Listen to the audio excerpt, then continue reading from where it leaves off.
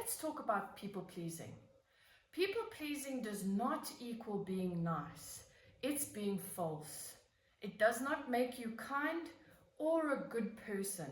It makes you inauthentic. That's the core of it. My name is Victoria Stephen. Welcome to my channel. Let's dive in. People pleasing is a survival mechanism. It's a protection program your brain develops, usually in childhood, to navigate a world where emotional safety feels unavailable. It often forms in environments with emotionally unavailable or abusive parents. Parents who don't teach that emotions are valid, important, and useful. Parents who teach a child, stop crying, don't be dramatic. Children are meant to be seen, not heard. These lessons tell a child, don't trust yourself. Don't trust what you feel. Your feelings are wrong or dangerous. And that erodes self-belief. It teaches a child to suppress emotions that are essential, to mistrust instincts and gut reactions, to edit or erase parts of themselves to survive. When emotions are framed as weakness, anger punished, sadness dismissed, intensity labeled too much, the child learns to hide, shrink, and deny themselves. But here's the truth. Emotions are not good or bad. I don't believe in good or bad anymore. I believe in light and dark. There are light parts of you, kind, loving, soft, nurturing, and there are darker parts of you as well, like anger, rage, ruthlessness, fury.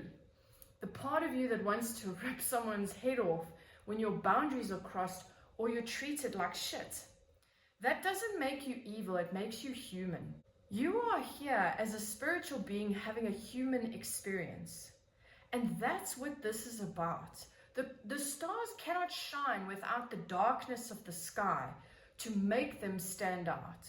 Those darker parts of you are essential. They are signaling systems. They're telling you when something is wrong, when a boundary has been crossed, when your energy is being violated. And the point isn't to lash out or hurt anyone in return.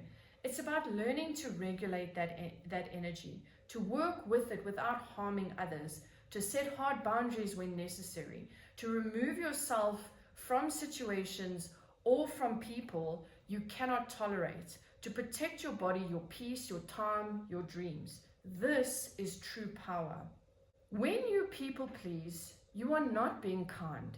You are managing people. You are presenting a version of yourself that feels safe to them so that you can control outcomes, control reactions, control rejection. When you say what needs to be said to keep the peace, you become what's expected.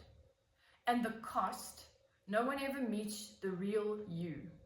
There's nothing to connect to because it's all false, all performance, all self-betrayal. When you people please long enough, you start living a life that other people want, or a life that you think they want. You make decisions based on their comfort, on their opinions, on their expectations, on fear of their judgment. The part of you that has dreams, fire, vision, and uniqueness gets suppressed because it makes others uncomfortable. That is betrayal. That is self-abandonment. And the real kicker is you betray yourself to please others. You shrink, you diminish, you silence your truth. You soften your boundaries with people. You soften how you land with people. And it's exhausting. Keeping this facade up is draining. I'm a recovering people pleaser, and I'm still unlearning the ways I make myself smaller so that other people can feel better about themselves, so that they can feel safe in their mediocre existence. And I'm not doing that anymore, and I invite you to stop doing that as well.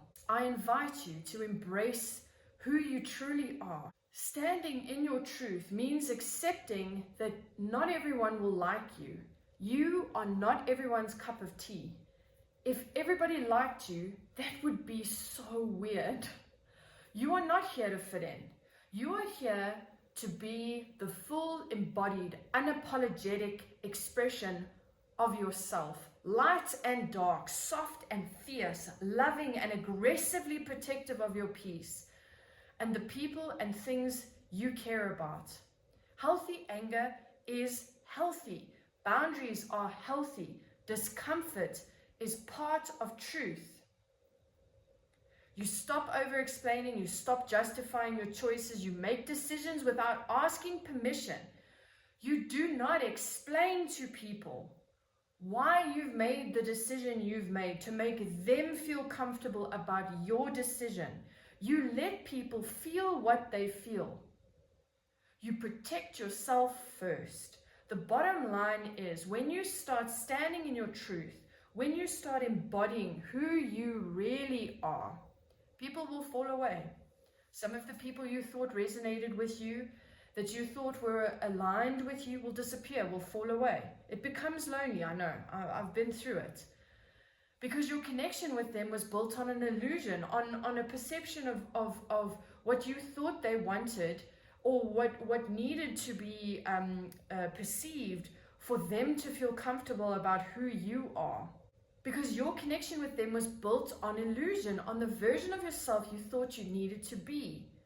It gets lonely at first. There's a transition period between the false self and the real self, between the life you built to please others and the life you're meant to live.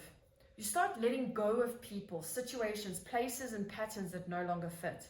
You are literally breaking down the shaky foundations you built your life on. And yes, it's really uncomfortable, brutal even at times.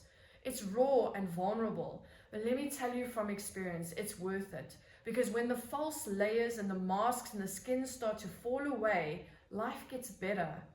You start to back yourself. You start to love yourself. You start to treat yourself with the respect and care and love you spent your life chasing from others. You start to nourish you.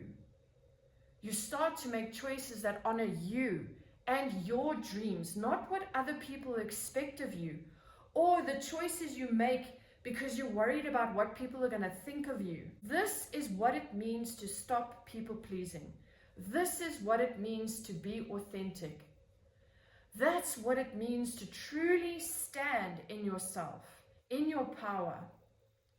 This is my opinion. This is how I see life. This is my experience as a recovering people pleaser.